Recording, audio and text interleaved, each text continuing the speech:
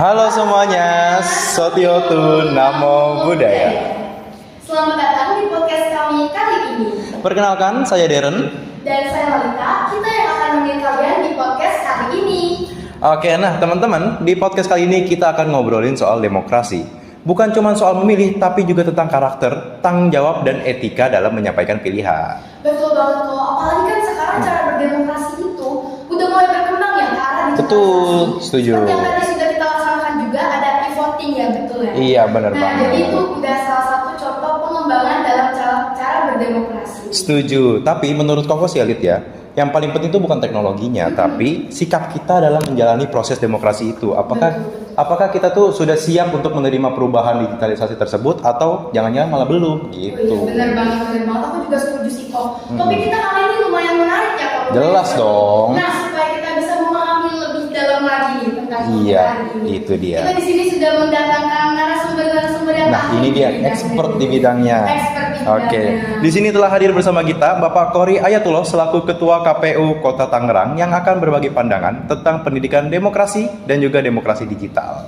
Dan juga telah hadir di sini Ibu Insinyur Retno Widyaseti MM selaku Kepala SMA Perguruan Tinggi yang akan membahas bagaimana sih kegiatan demokrasi di sekolah bisa membentuk karakter dan tanggung jawab siswa. Iya, betul banget. Ya, selamat datang Bapak dan juga Ibu Retno di sekolah kita tercipta. Nanti gimana Bapak Ibu sudah nyoblos ya? Iya. Sudah. E-voting. Melalui e-voting, teman-teman. Mantap ya Bapak Ibu. Luar biasa nih. Luar biasa ya. Iya. Bagaimana Bapak melihat antusias dari siswa-siswi dan juga teman-teman nanti tadi di sana? Ya, baik. Selamat pagi. Yang pertama dari KPU Tangerang kami mengucapkan apresiasi yang setinggi-tingginya tentunya kepada sekolah SMA Budi. Ini beberapa kali kegiatan voting kami dalam OSIS. Kami berharap memang sejak ini kan pemilih pemula SMA itu sudah ada yang umur 17 tahun. Betul. Dan nanti di pemilu berikutnya di 2029 kita juga berharap ini memang kalau kita lihat data pemilih sebelumnya ini 50%, 60% ini didominasi oleh pemilih pemula atau Gen Z. Nah, kita berharap sejak ini di Kota Tangerang teman-teman yang ada khususnya yang hari ini tadi ikut melakukan pemilihan e-voting, ini ada beberapa hal ya, kemarin kami sosialisasi lalu hari ini ada pemilihannya. Betul. Ini harapannya ke depan ini teman-teman selain menjadi penyelenggara maka menjadi pemilih yang tidak maksudnya menggelorakan ya untuk semangat demokrasinya. Kita punya hak bagaimana menyuarakan demokrasinya. Nah, sejak ini nanti kita lihat pilihan-pilihan teman-teman dan ke depan seperti apa. Oke, berarti kira-kira memang untuk pelaksanaan pemilihan ketua OSIS ini melalui digitalisasi e-voting merupakan suatu pemanasan begitu Pak ya? Oke, mantap. Terobosan baru. Ya. Oke, untuk membuka diskusi kita pertama kali ini, kita akan bertanya kira-kira menurut Bapak dan juga Ibu Retno, seberapa penting sih sebenarnya keterlibatan generasi muda dalam demokrasi sejak usia sekolah? Mungkin dari saya dulu? Ya, boleh Bapak dulu. Iya. Jadi kira-kira seberapa penting keterlibatan generasi muda dalam demokrasi sejak? Pasti sangat penting. Tadi ya, sangat penting keterlibatan generasi muda. Tadi kita lihat yang pertama pemilih yang masuk dalam DPT itu 50-60%-nya adalah pemilih pemula. Iya. Oleh karena itu keterlibatan Gen Z atau pemilih pemula ini sangat penting. Maka sejak inilah kami KPU Tangerang masuk ke sekolah-sekolah untuk mensosialisasikan untuk melakukan pendidikan pemilih demokrasi sejak dini. Tentu sangat penting. Oke. Jadi Bapak Kori berarti sangat penting ya? Tentu sangat penting. Mungkin selanjutnya Ibu Retno? Ya, yang jelas sebenarnya sama ya, intinya bahwa memang hal seperti ini, demokrasi ini sangat penting sekali dan memang sangat perlu sekali diperkenalkan sejak dini. Ya, jadi makanya kenapa kali ini kita di dalam pemilihan OSIS meskipun ini hanya skala kecil ya, mungkin hanya skala sekolah, tapi benar-benar memang saya ingin melatih anak-anak semua ya untuk bisa mengeluarkan suaranya dengan baik, tentunya dengan tanggung jawab, jujur, tentunya disiplin ya, bertanggung jawab itu yang memang sangat penting sekali. Karena terus terang aja saya juga cukup prihatin ya tadi istilahnya ada data yang menyatakan ya golput itu sampai tinggi sekali ya persentasenya.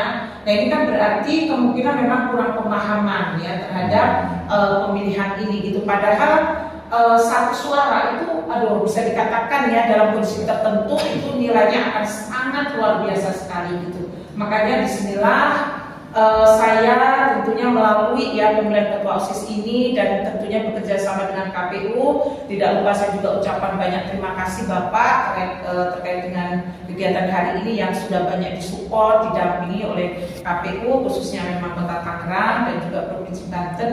Bagi saya ini luar biasa dan pembelajaran yang memang sangat luar biasa sekali. Jadi belajar itu kan tidak hanya di dalam kelas yang saya mendengarkan gurunya cerita atau berdiskusi apa, tapi ini benar-benar sudah yang sifatnya adalah mengaplikasikan dan ini sangat sinkron sekali nih Bapak dengan kurikulum ya baru kita yang memang sekarang ada istilah kurikulum mendalam kan gitu. Jadi tidak hanya sekedar penyampaian ilmunya. Iya, jadi benar-benar anak melakukan gitu. Mereka dengan kemarin ada sosialisasi edukasinya, jadi mereka akan paham demokrasi itu sebenarnya tidak hanya sekedar materi pelajaran atau dia mengerti atau paham. Nah benar-benar dia lakukan. Jadi harapannya dan dengan inovasi ya Bapak e-voting ini bagi saya juga luar biasa sekali ya. Tadi kalau saya perhatikan akhirnya kan tidak ada istilah golput. Jadi semua akhirnya bersuara, semua mengeluarkan pendapatnya kan gitu. Jadi ini ya akhirnya menjadi satu pembelajaran yang memang luar biasa bagi anak-anak semua gitu. Oke mungkin itu. Iya, oke, terima kasih. Ya jadi intinya tuh kita penting banget ya. Memang benar. Keterlibatan kita sebagai generasi muda. Betul sekali. Dan apalagi sesuai pelajaran di PKN ya. Betul. Kita belajar ya Iya, Pancasila. kita belajar mengenai Oke, kita pendidikan udah fundamental mendengar itu. jawaban dari pertanyaan bisa dibilang pemanasan mungkin ya. Iya, itu dia. Pemanasan dulu. Pemanasan. Sebelum kita ke pertanyaan intinya nih pemirsa. Oke. Oke, mungkin lanjut kita. Oke, jadi langsung saja saya ingin ke Bapak Kori dulu ya. Saya ingin bertanya Pak, sebenarnya bagaimana cara mengajarkan siswa itu untuk bersikap kritis, tapi tetap bertanggung jawab, terlebih lagi dalam pelaksanaan e-voting itu sendiri Pak? Ya, sikap kritisnya contoh aja, misalkan prosesnya ya, proses dari voting ini kan yang ada di SMA Budis tadi adalah bagian dari miniatur demokrasi ya. Kita ini KPU Tangerang kalau kita lihat kemarin di pemilu itu secara manual itu cetak kertas dan sebagainya. Ini kan perlu anggaran dan segala macamnya. Maka kami simple kita buat aplikasi ini yang menarik agar bisa masuk sekolah menjadi satu pembelajaran. Nah, kalau bicara kritis belajarnya dan bertanggung jawab, maka contoh saja calon-calon yang sudah mencalonkan diri lah ya, yang sudah mencalonkan diri ini nanti apabila terpilih dia harus pegang komitmen visi misinya, gitu. Betul. Dan seluruh siswanya juga ini bagi seluruh siswanya maka mengawal proses ketua OSIS yang terpilih. Contoh apa sih yang diinginkan dari siswa yang ada di sekolah ini, sampaikan oleh ketua OSISnya. Tetapi siswa yang mengusulkan pun harus bertanggung jawab. Ketika ada kegiatan-kegiatan juga cuma hanya usul saja, tapi ikut terlibat di dalamnya. Contoh saja, ketua OSISnya bilang kita harus menjaga kebersihan. Bagaimana menjaga kebersihan? Nah, ini kan menjaga kebersihan bukan hanya saja keinginan ketua OSIS, tapi kalau bisa ya semua warganya yang ada dalam sekolah. Itu bagian dari tanggung jawab. Kita boleh mengkritisi kebijakan-kebijakan dan keinginan boleh disampaikan ketua OSIS, tapi seluruh warganya termasuk siswa-siswinya juga bertanggung jawab atas usulan dan bertanggung jawab atas program yang sudah ada di sekolah ini. Minimal itu lah. Oke. Berarti memang untuk proses tanggung jawab itu sendiri bukan cuma dari ketua OSIS yang terpilih aja ya Pak ya, tapi juga secara menyeluruh ke siswa-siswa dan juga mungkin tenaga pendidikan juga gitu Pak ya. Seluruhnya. Iya, sama aja kayak kita melihat presidennya. Tapi kalau misalnya presiden bilang jangan buang sampah sembarangan, banjir di mana-mana gitu contoh ya. Lalu kita warganya buang sampah sembarangan juga percuma. Iya, betul. Iya. Oke, siap. Oke. Bagus sekali ya jawaban Bapak Kori ini ya. Sangat lengkap dan mendetail. Mungkin selanjutnya ke Ibu Retno. Saya ingin bertanya nih Ibu. Menurut Ibu, bagaimana sih kegiatan demokrasi di sekolah itu dapat membentuk karakter kepemimpinan dan tanggung jawab dari siswa? sekolah gitu, kira-kira gimana? Ya, yang jelas meskipun ini bisa dikatakan dari skup kecil gitu ya, skup kecil yang hanya di sekolah. Bahkan sebenarnya kalau kita bicara kepemimpinan itu bahkan mungkin dari kelas saja juga bisa kan begitu. Ibaratnya di kelas itu kan ada ketua, ada wakilnya, mungkin juga ada bendahara, mungkin ada seksi-seksi yang lainnya. Itu sebenarnya sudah melatih ya siswa itu di mana dia memiliki jiwa kepemimpinan dan tentunya di situ ada tanggung jawab ya yang harus dia jalankan, yang harus dia lakukan. Dan sebenarnya semua ini akan berhasil. Ya ini kan tidak hanya bisa dikatakan oh karena satu orang, dua orang, tidak. Tapi ini adalah merupakan kerja tim. Ya mungkin skup kecil dari kelas. Kalau kelas ini bisa bekerja dengan baik, sudah sangat pasti ya tentunya kelas itu akan bisa dalam kondisi yang kondusif. Ya mungkin hal kecil betul, mungkin terkait dengan masalah kebersihan. Mungkin di situ ada yang namanya petugas kebersihan atau jadwal piket dan sebagainya.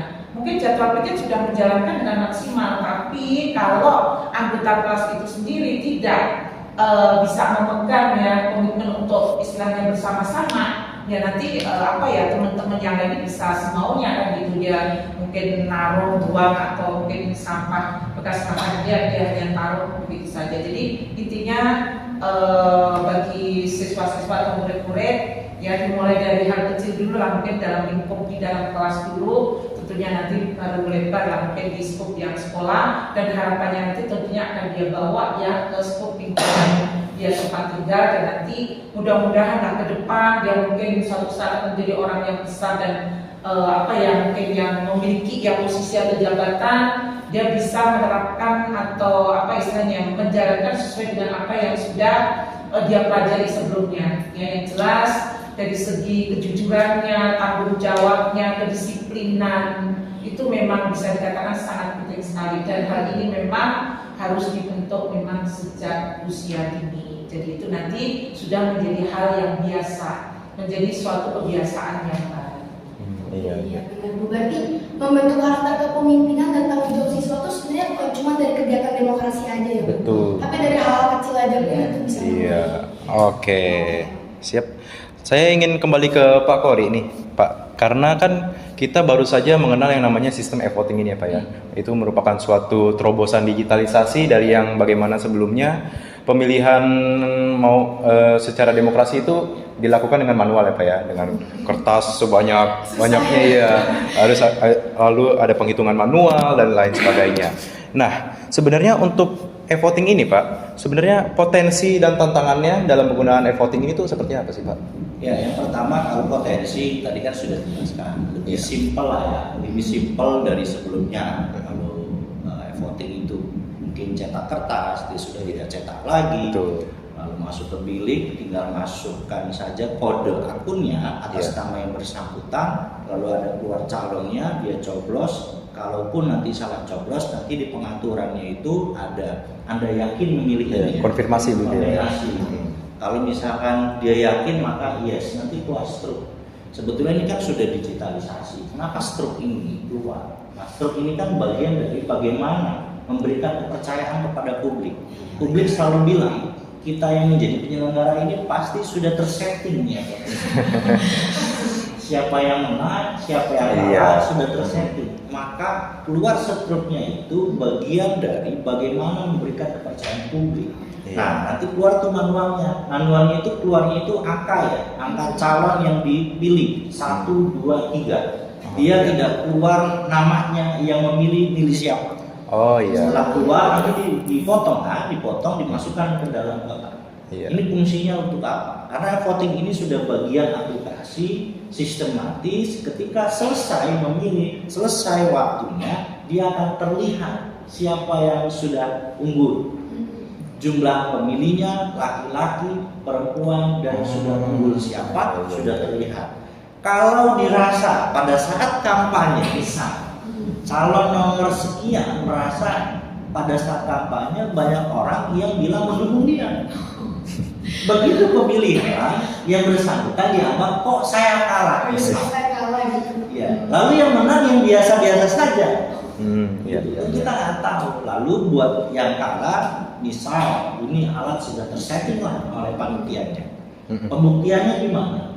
pembuktiannya adalah ada di manual yang sudah kita tahu. Iya. Betul nggak? Nomor 1 dapat sekian, nomor 2 dapat sekian, dan nomor 3 dapat sekian. Ini pembuktiannya, manualnya.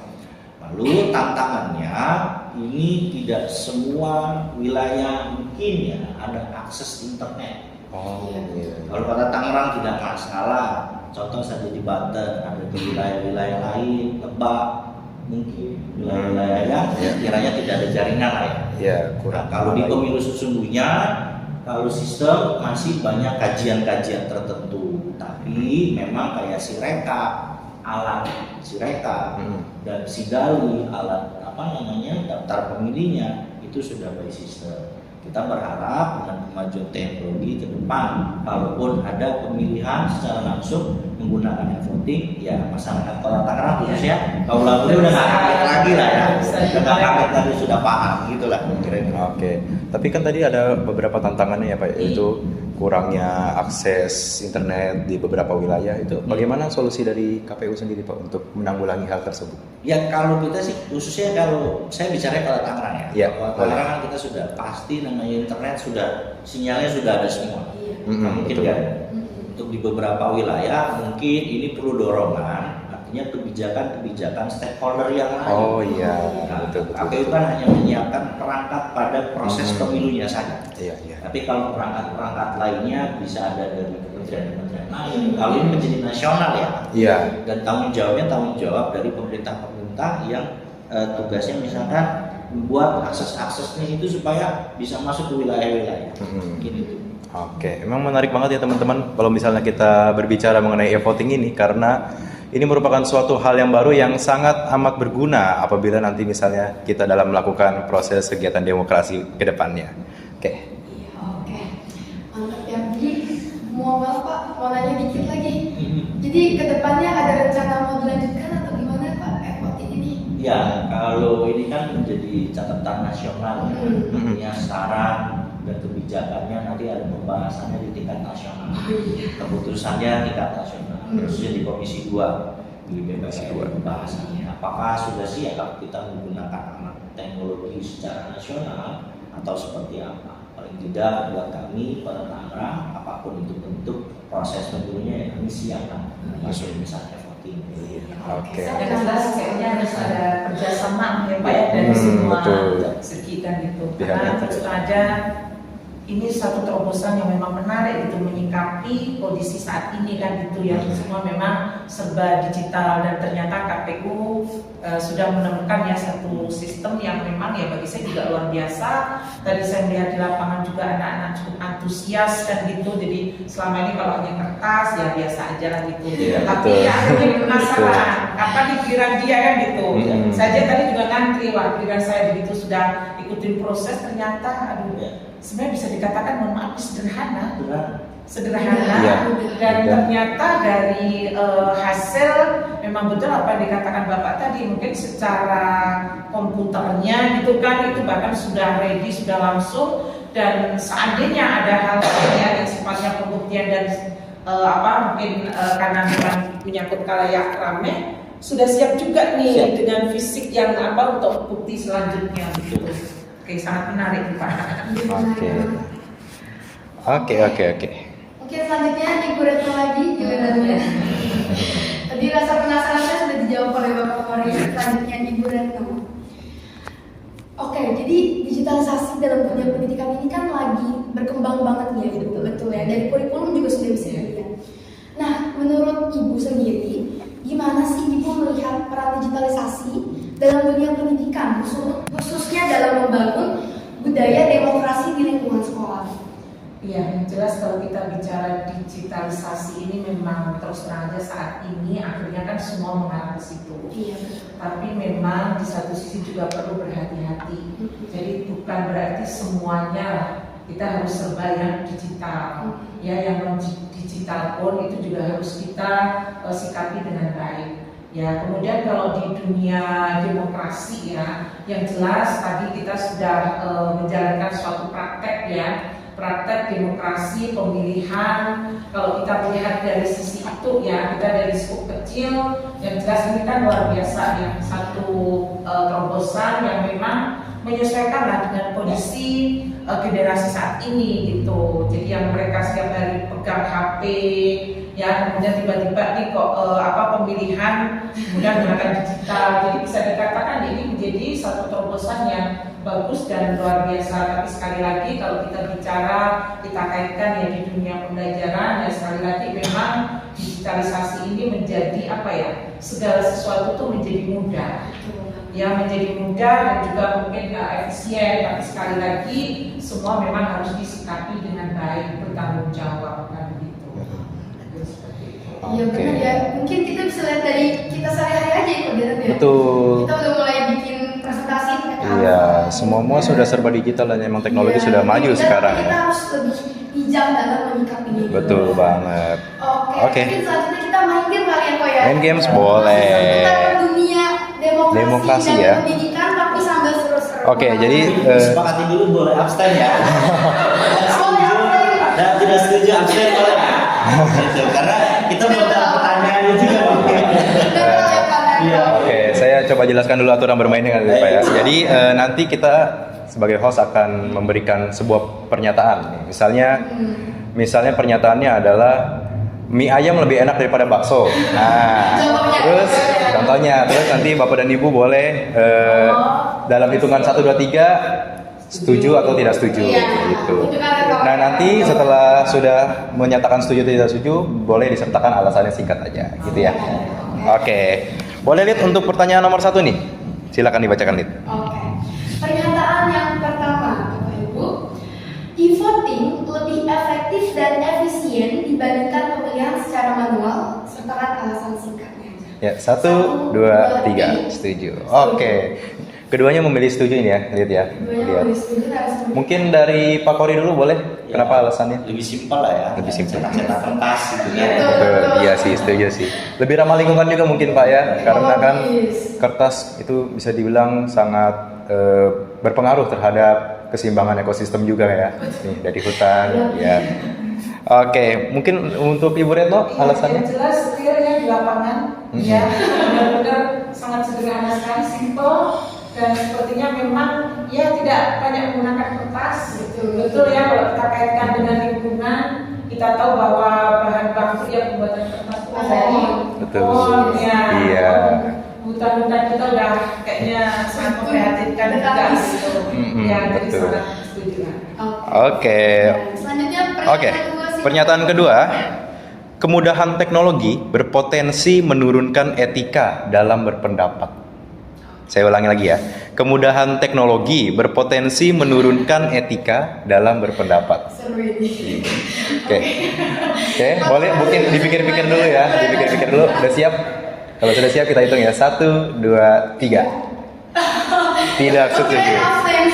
Iya, dua-duanya tidak setuju nih. Coba saya mau mendengar pendapatnya dari Ibu Retno dulu mungkin. Iya, saya nyatakan tidak setuju. Sekali lagi, segala sesuatu itu kan memang ada plus minus, Betul. ada risiko dan juga ada lebihnya, kurang lebih seperti itu. Intinya bahwa semua itu harus dijalankan dengan penuh rasa tanggung jawab. Iya, setuju, Ya, setuju, itu setuju. yang terpenting karena apapun itu yang namanya inovasi, digitalisasi itu memang sangat kita perlukan gitu. Untuk saat itu kita perlukan gitu ya. Jadi masih banyak hal positif yang kita dapatkan dari kondisi seperti itu. Tapi sekali lagi bertanggung jawab di sini jangan sampai ya akhirnya membuat kita ini menjadi malas. Iya. Kami kayak tadi yang disebutin segala sesuatu tinggal ya mencari lah atau apa. Waduh. Tentunya tidak sekali.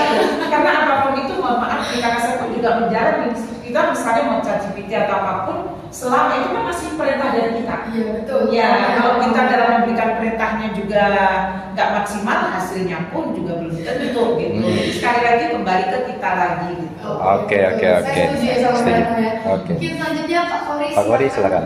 Saya pendapatnya nggak jauh-jauh dari. Kalau ibu guru, ibu para sekolah sudah Oh iya, ya betul sih Pak, benar ya. Supaya juga murid terbaik gitu. Iya. Oke, ya kurang lebih setuju lah Pak ya. Iya, oke, siap. Ibu Retno. Benar. Oke. Oke, selanjutnya pernyataan ketiga. Wah ini juga seru menarik, juga nih, ini juga menarik. pernyataan ini. Minat generasi muda terhadap demokrasi lebih didorong oleh tren, bukan kesadaran mereka sendiri. Oke, kita beri waktu untuk berpikir ya. Jadi minat generasi muda terhadap kegiatan demokrasi ini lebih didorong oleh tren, bukan kesadaran dari Bukan mereka. karena mereka mau ya. Iya, bukan karena keinginan Iya, hati bukan mereka mereka sendiri. sendiri. Benar. Oke, silakan 1, 2, 3. Wah, ini berbeda pendapat nih. Iya, berbeda pendapat. Berarti nggak bisa sama nih pendapatnya ya. Oke, boleh mungkin untuk Pak Kori duluan, silakan. Ini aja Bu ya. Iya, nggak apa. Nggak ada yang Iya, nggak apa-apa. Nggak ada yang benar, nggak ada yang salah. Murid pada kelas harus tetap hormat. Iya, iya. Tapi memang ada sedikit inilah ketika kita diskusi dengan Gen Z ya. Mm-mm. Gen Z ini kenapa sih pada nggak mau atau abai atau malas untuk mencoblos atau datang ke TPS pada saat pilihan? Mereka akan bertanya langsung real apa yang dia dapat. Benar. Anak muda. Pertanyaan itu janji-janji apa yang dia dapat? Oh, iya. Itu kontan kalau anak-anak muda. Nah ini banyak pertanyaan yang akhirnya ketika janji A, B, C, D maka Gen Z nggak ada yang menarik buat dia. Umum saja. Nah, maka buat teman-teman pemilih pemula atau Gen Z ini satu hal yang bukan ikut-ikutan saja, tapi apa sih ditawarkan gitu oleh para calon pemimpinnya? Menarik kan? Berdampak kan? Oke, setelah lulus sekolah kita kuliah bisa sambil kerja. Kerjaan apa? Mudah tidak dan lain sebagainya. Banyak tidak. Ini kan pertanyaan-pertanyaan yang mungkin kalau kita ngomong ya beberapa waktu kita podcast juga dengan teman-teman muda. Kenapa sih kita ini malas datang ke TPS atau ada nggak peduli dengan proses itu? Karena sama saja buat mereka ya. Iya, benar. Iya. Kita pengennya kontan atau ada perubahan-perubahan yang ketika visi misinya A, B, C, D janjinya ditepati. Iya. Segala macamnya. Oke. Ya ini mungkin Iya. Sekali lagi teman-teman kita ingatkan kalau ini sebenarnya adalah pendapat. Jadi tidak ada yang benar, tidak ada yang salah. Semua orang kan mempunyai pendapatnya masing-masing ya. Oke, boleh mungkin untuk Ibu Retno alasannya. Ya, mungkin kalau tadi dari KPU kan lebih ke jangkauan yang luas, Betul. yang umum. Mungkin kalau saya, ya mungkin lebih ke skup dari sekolah dulu. Ya, karena saya melihat antusias dari anak-anak. Saya sendiri kaget, misalnya pencalonan ketua OSIS, saya juga nggak nyangka gitu. Saya justru merasakan kenapa kalau mungkin dulu ya agak sedikit lah mungkin ada dorongan apa. Kemarin saya agak merasa, loh tiba-tiba udah ada 3 calon ini. Luar biasa. Kaget ya tiba-tiba Yang ya. berikutnya dari teman-teman yang ada di kelas kan pengen tahu apa sih visi misi mereka nih gitu. Jadi mereka pun juga menunggu. Nah makanya ada sesi di mana kita perkenalkan mereka dan mereka menyampaikan visi misinya. Ya mungkin saya sudut pandang saya adalah dari skup yang ada di saya pula gitu. Kalau campurnya luas gitu. Kalau saya ya mungkin ngamati dari sekolah saja. Kalau itu saya sepakat. Bagi saya ini luar biasa gitu dan saya cukup apresiasi anak-anak semua kan gitu. Iya, betul. Terus terang aja saya sampai nanya ada calonnya. Ada, bahkan ada 3. Bagi saya udah luar biasa, berarti ada kemauan dari mereka. Dan itu ternyata dari diri dia sendiri, gitu. Jadi bukan karena didorong, dipaksa atau karena itu kesadaran. Jadi bagi saya luar biasa. Kemudian berikutnya itu tadi, apa nih kita pemilihan, apa nih apa visi misinya segala macam dan memang benar pemilih ini biasanya menyimak apa yang disampaikan oleh calon kemarin kan gitu dan begitu dia sudah jadi ya biasanya dia akan ya adalah sesuatu yang agak dia tagih tapi apapun itu saya dari pihak sekolah tentunya mendampingi mereka semaksimal mungkin apa yang sudah menjadi istilahnya bukan masalah janji ya tapi lebih kepada mungkin program-programnya semua akan kita dampingi dan akan kita realisasikan sehingga mudah-mudahan tidak muncul yang namanya kekecewaan. Saya sebut kecil ya Pak ya. Kalau itu saya setuju. Iya. Maka dari itu ke depan secara nyata juga teman-teman Gen Z pemula ini juga jangan tidak melek politik ya. Artinya bukan hanya saja perannya itu sebagai peserta pemilih tapi ikut terlibat menyalek itu kan itu bisa menarik teman-teman muda atau menjadi bagian dari penyelenggara. Kalau dulu penyelenggara pemilu itu mulai PPK PPS di tingkat kelurahan, tingkat kecamatan hingga tingkat TPS itu umurnya minimal 22. Tetapi di 2024 umur 17 tahun. Penyelenggara pemilu itu sudah boleh. Artinya apa? Jadi kita menarik nih, penyelenggara pemilu KPU dalam hal ini menarik untuk teman-teman muda terlibat. Nah, kita berharap ke depan teman-teman muda yang ada di sekolah SMA di sini, kalaupun nanti di wilayah dia belum bisa mencalonkan diri dan hanya menjadi pemilih, kenapa menjadi panitia? Merasakan langsung bagaimana hirup-pikuk menjadi penyelenggara. Jadi bisa juga gini, ketika kita bagian dari penyelenggara, kita bisa meluruskan pertama isu yang beredar kaitan dengan suaranya sudah disetting segala macam. Betul. Dan kan teman-teman muda juga bisa memberikan atau meluruskan kalau terlibat masuk ke dalam penyelenggara pemilu. Betul. Dan mohon maaf nih, saya juga real di lapangan, kebetulan kan saya juga ada lingkungan, ada RT, RW. Sebenarnya nih dari petugas kemarin ya, mungkin yang terlibat dalam pemilu itu sudah mengarah Pak. Saya juga justru kaget, biasanya nih mohon maaf, biasanya kan bapak-bapak, mungkin beliau siapa.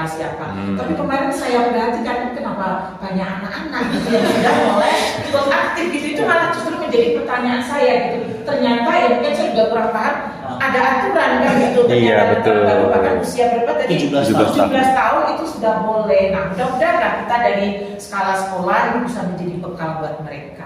Iya betul. Ini pada faktanya petugas KPPS itu 7 orang dan sudah pakai Sirekap. Sirekap itu adalah teknologi yang merekam hasil setelah penghitungan. Kalau orang tua semua mana gerakannya? Benar juga ya. Bisa WA ya, betul. Bisa WA, bisa balas IG. Iya. Makanya saya bilang yang kemarin kalau julukan saya mohon maaf nih, itu justru muda-muda semua. Itu memberikan kesempatan anak muda yang paham. Jadi ketika betul. dapat perintah dalam tanda kutip sesuai dengan juknis, foto misalkan planonya harus menggunakan Sirekap, handphonenya harus kapasitas ini. Yang ngerti teman-teman muda. Oke, menarik banget. Oke, kita sampai di pernyataan terakhir nih untuk games ini ya. Oke, jadi pernyataan terakhirnya adalah generasi Z atau Gen Z cenderung lebih vokal di media sosial daripada berpartisipasi secara nyata. Nah, berarti pernyataan begini pesannya. Iya, setuju nggak sih ya? Saya angkat.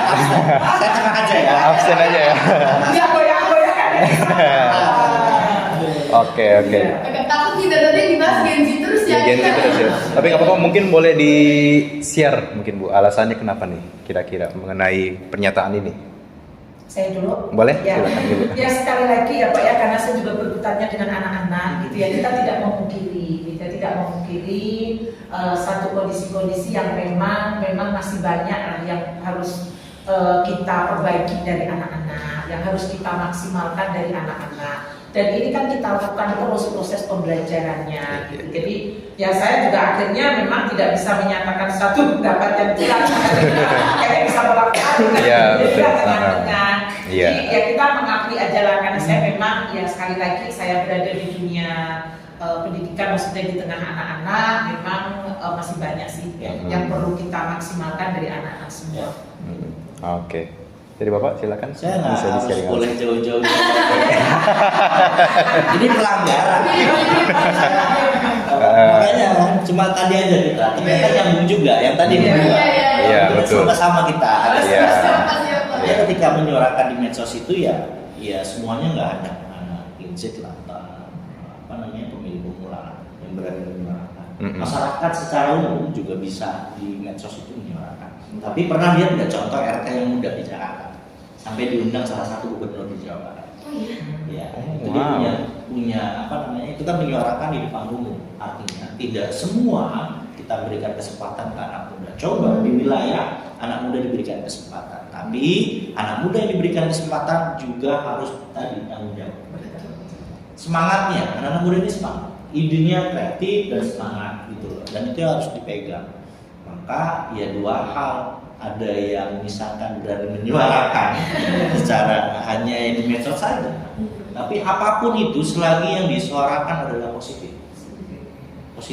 bagi pemegang kepentingan ini harus diambil hikmahnya. lalu itu masukan yang baik. Gitu. Walaupun itu hanya mengkritisi di medsos, tapi itu baik, kenapa enggak? Bagi seorang pemimpin itu. Tapi buat anak muda, ada beberapa anak muda yang megang peranan juga. Salah satunya tadi RT sempat viral di medsos, dia anak muda jalan di cok segala macam, sampai diundang kalau nggak salah di salah satu gubernur dari ini. Ini motivasinya. Oke, mantap banget ya teman-teman ya. Jadi dari permainan singkat tadi kita bisa mengetahui nih bahwa topik-topik mengenai demokrasi itu memang ada yang bisa menghasilkan berbagai banyak sisi, ada yang pro, ada yang kontra ya. Tapi memang perbedaan pendapat itu sangat umum terjadi ya teman-teman ya. Jadi kita sekali lagi mengingatkan bahwa namanya pendapat nggak ada yang benar, nggak ada yang salah ya. Benar. Karena setiap orang mempunyai pendapatnya masing-masing.